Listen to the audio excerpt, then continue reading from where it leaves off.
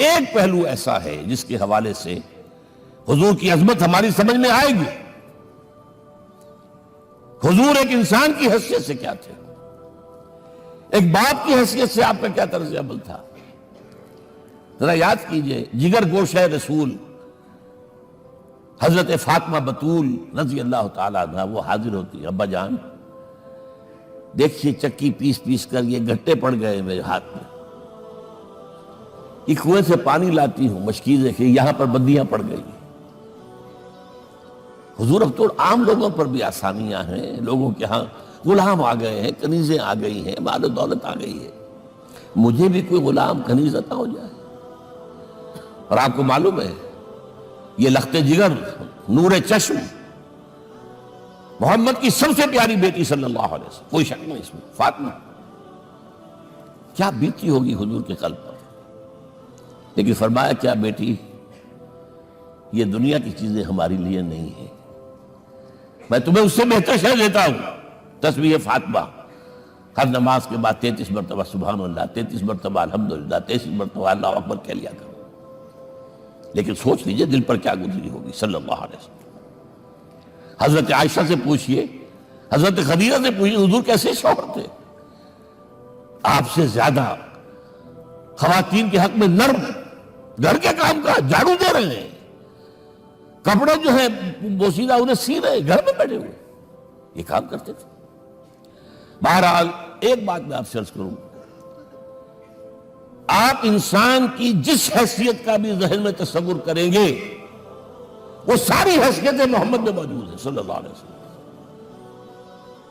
محمد حاکم کی حیثیت سے بھی ہے، محمد سب سالار کی حیثیت سے بھی ہے، محمد قاضی القضات بھی ہیں، محمد ہیڈ آف دی اسٹیٹ بھی ہیں،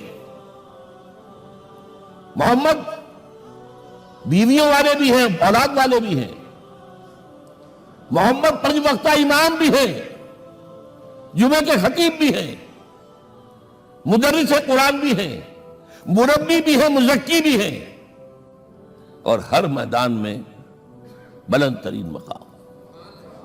کوئی ایسی جامع شخصیت ملے گی؟ ہمارے ہاں تو حال یہ ہے کہ جو خطیب صاحب ہوتے ہیں وہ 5 وقتہ نماز کیسے پڑھا سکتے ہیں، ان کا تو اونچا مقام ہے۔ 5 وقتہ نماز کے لیے تو علیحدہ چاہیے امام آپ کو، اور وہاں بھی ایک امام سینئر ہوگا وہ عشاء مغرب اور فجر پڑھائے گا، ایک جونیئر ہوگا بیچارہ وہ جو خاموش نماز ہے وہ پڑھائے گا۔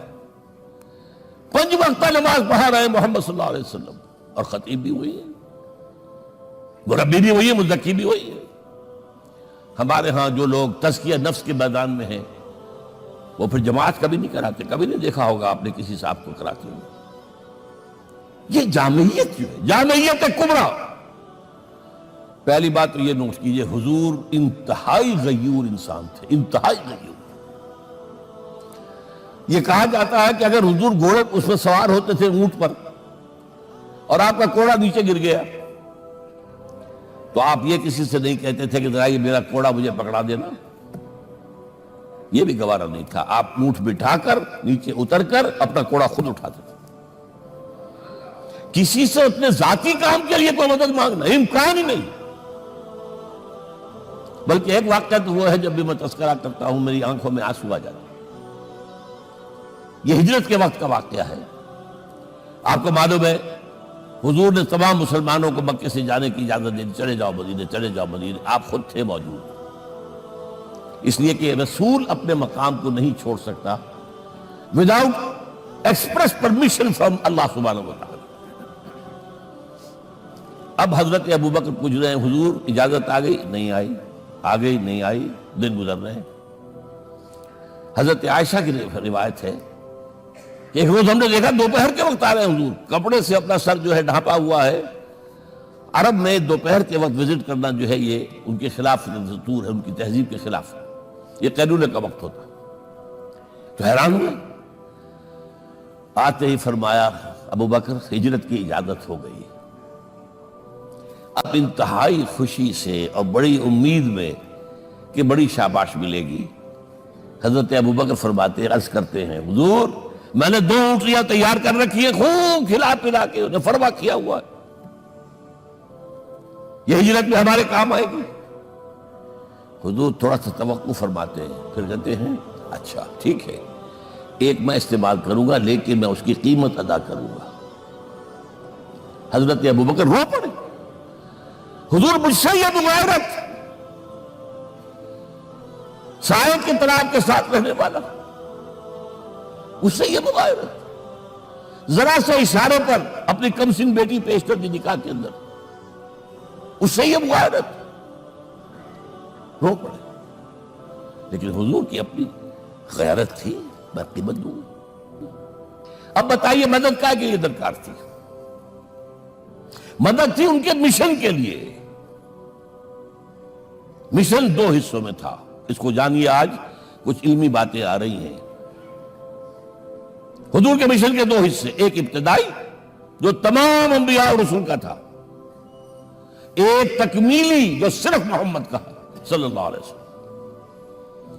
ابتدائی کیا ہے؟ اللہ کی طرف دعوت، تبلیغ۔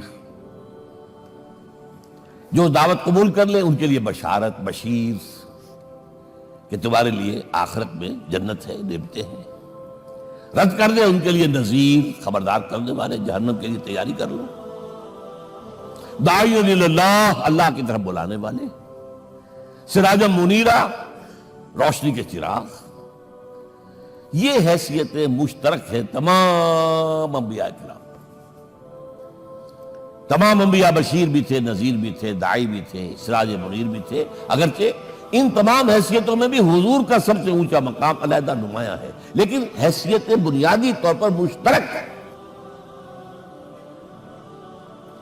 ایک حیثیت تکمیلی، اور وہ کیا ہے؟ اے نبی، جو دین آپ کو دیا گیا ہے صرف تبلیغ نہیں، صرف تعلیم نہیں، اس کو قائم کر کے دکھاؤ نظام زندگی کی حیثیت سے۔ 3 مرتبہ قرآن میں یہ الفاظ حضور کے لیے آئے ہیں، هو الذی ارسل رسولہ بالہدی ودین الحق لیظہرہ علی الدین کلہ۔ 3 دفعہ سورہ توبہ میں یہ الفاظ آئے، سورہ صف میں یہ الفاظ آئے، سورہ فتح میں یہ الفاظ آئے۔ وہی اللہ جس نے بھیجا ہے اپنے رسول کو صلی اللہ علیہ وسلم، الہدا، قرآن حکیم، ہدایت کاملہ، اور نمبر 2 دین حق۔ یہ 2 چیزیں دے کر بھیجا، کس لیے؟ تاکہ اس دین کو غالب کرے پورے نظام زندگی پر۔